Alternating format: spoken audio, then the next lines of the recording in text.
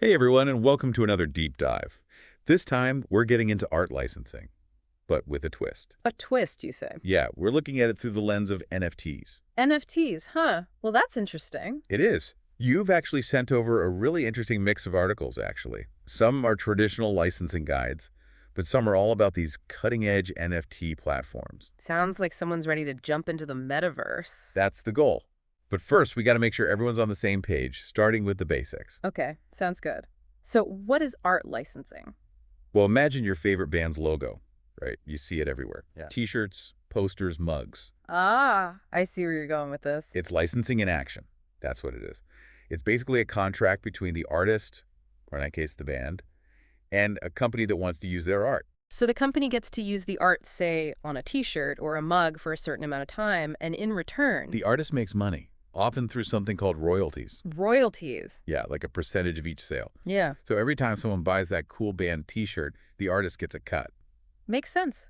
But it's not just band merch, right? I mean, I'm thinking about artists like, say, Thomas Kincaid. One article mentioned he was making millions from licensing. Millions. Wow. Yeah, millions. Yeah. Landscapes, calendars, puzzles, even those collectible plates you might find at your grandma's house. He knew what he was doing. But you're right, it's not just about the art itself. It's about understanding who wants it. You know, like a heavy metal band logo probably wouldn't do well on a teacup. Probably not. And that's why it's so important for artists to really understand their market.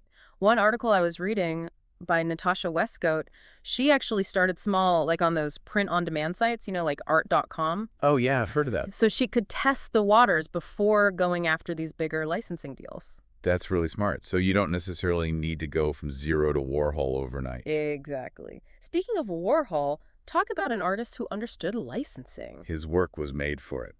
Pop art, mass appeal, instantly recognizable. And now, with NFTs, that whole idea of reproducibility is taking on a whole new meaning. Think about it. Warhol used silk screening to make multiples. Now, digital art can be inherently limited edition through blockchain technology. Whoa, I never thought about it like that. Okay, before we go too far down the NFT rabbit hole, let's make sure everyone's on the same page. What exactly are NFTs, and how do they fit in with all this licensing stuff? NFTs are like digital certificates of authenticity. Each one is unique and recorded on a blockchain. Basically, they prove you own a digital asset. And that asset could be? Anything digital, art, music, even virtual real estate. Okay, so let me get this straight. If I buy an NFT of a digital painting, a one-of-a-kind, do I own the copyright to that artwork just because I have the NFT? That's where it gets tricky. And it's something the law firm Loeb and Loeb really emphasized in their article. Buying an NFT doesn't automatically mean you own the copyright. Really? So it's not as straightforward as it seems. Not at all. Think of it like buying a limited edition print of a famous artwork. You own that specific print, sure, but you don't own the rights to the original artwork itself. Okay, that makes sense. Yeah. So how does licensing work in the context of NFTs? If you're an artist, how do you protect your work while still taking advantage of these new opportunities? That's where these different NFT licensing models come into play, which thankfully the article on vlaneART breaks down in an easy-to-understand way. We're seeing everything from traditional approaches where the NFT is more like a limited edition product to more experimental models where NFT ownership could actually grant you commercial rights to the artwork. Wow, so traditional licensing, NFTs, shaking things up. It sounds like there's a lot to cover. There is. All right, so let's dive into these different NFT licensing models and see how they're changing the game for artists. So traditional licensing is evolving. We've got NFTs adding this whole other layer. It's a lot. It really is, but that's what makes it so interesting. You know, the articles you sent, they show how artists and brands are experimenting with all these different approaches, and honestly, I think we're just scratching the surface. It's exciting. So let's unpack these different NFT licensing models. We talked about traditional licensing, but in the context of NFTs, how does that actually work? Okay, so imagine this. You buy a limited edition sneaker, but instead of a physical shoe, it's a digital asset, and it's tied to an NFT. Okay, I'm following. Adidas did something like this. They're into the Metaverse collection. Right. Buyers got a digital avatar, like a digital version of the sneakers, but Adidas kept all the IP rights. So I can show off my cool digital shoes. But you can't start your own Adidas-inspired brand. Gotcha. Makes sense. Right. It's like a new spin on limited edition merchandise. Exactly. So what's next on the spectrum? Well, then you have models where the NFT actually comes with some commercial rights. The article about Nike and RTFKT, RTFKT, that's the digital fashion house Nike bought, right? that's the one. So they actually allowed NFT holders to create and sell physical merchandise. Wow, so the NFT is like a built-in license. Yeah. And they even put a revenue cap on it, up to $1 million. That's huge for artists. Yeah. Especially, smaller artists who might not have those big brand deals. Exactly. It's a way for them to empower their collectors, turn them into fans. And then there's the crypto native approach. That one sounds intense. This one is wild. Think Bored Ape Yacht Club.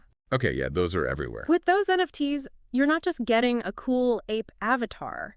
You're getting full commercial rights to the artwork. Wait, so I could, start a business using a Bored Ape image? You could. It's totally different. Instead of a company controlling the IP, it's totally decentralized. That's a lot of ape businesses. It's definitely a challenge, and that's why these licensing agreements, especially with NFTs, they have to be crystal clear. So how do you even begin to manage that? Well, there are tools out there, like token gating. Have you heard of that? It sounds familiar. Remind me. Okay, so let's say you're an artist and you sell an NFT, right?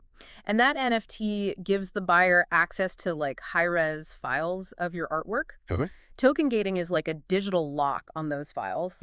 Only the NFT holder has the key to unlock them. So it's a way to control access and usage rights. Exactly. Even if you are granting commercial licenses through NFTs, you still have some control. You can decide what rights are granted for how long.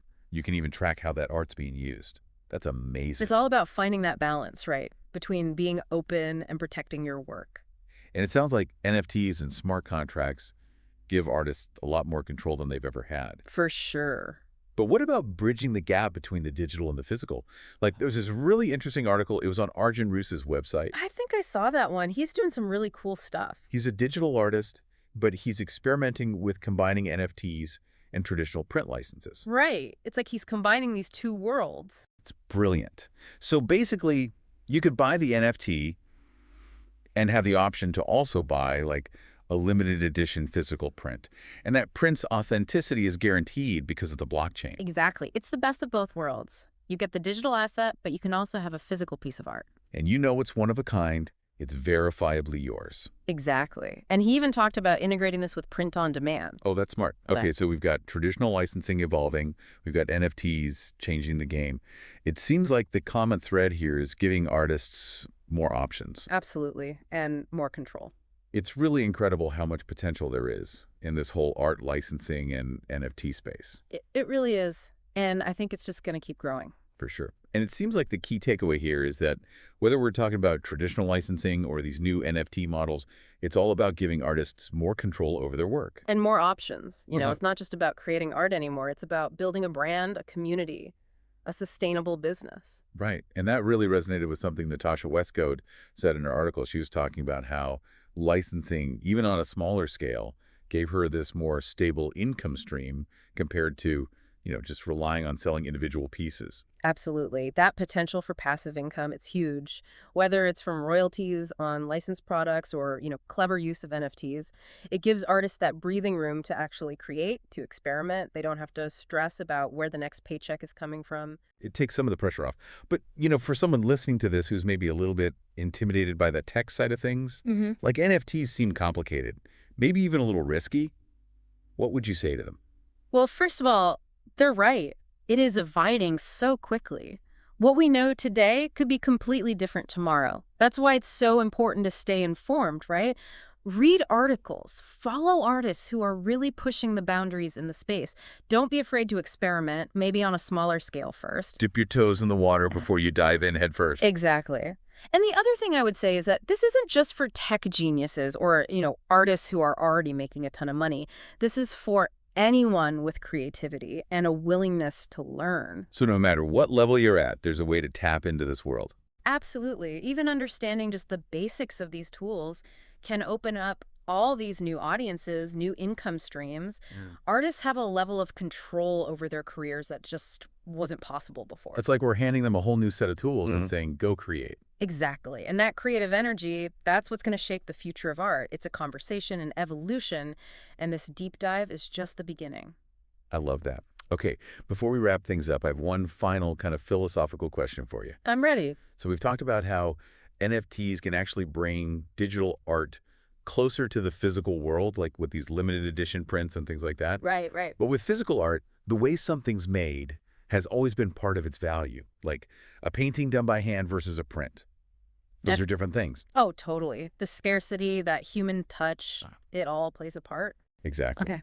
So is it possible that with NFTs and this whole digital art revolution, we're actually seeing a similar thing happening, but in reverse? In reverse. Yeah, like by building in this scarcity and this verifiable ownership directly into digital art through NFTs, are we creating a completely new way of appreciating the creative process itself? Wow. That is a fantastic question. And honestly, I think it's one we're going to be grappling with for years to come. Are NFTs simply replicating old ideas of scarcity, or are they fundamentally changing how we value art, how we connect with it, even how we define it? I don't have the answers, but it's something to think about. It is. And on that note, we'll leave our listeners to ponder those big questions. I like it. If you're ready to dive deeper into art licensing and NFTs, we'll have links to all the articles we talked about in the show notes. Thanks for joining us, and until next time, happy creating.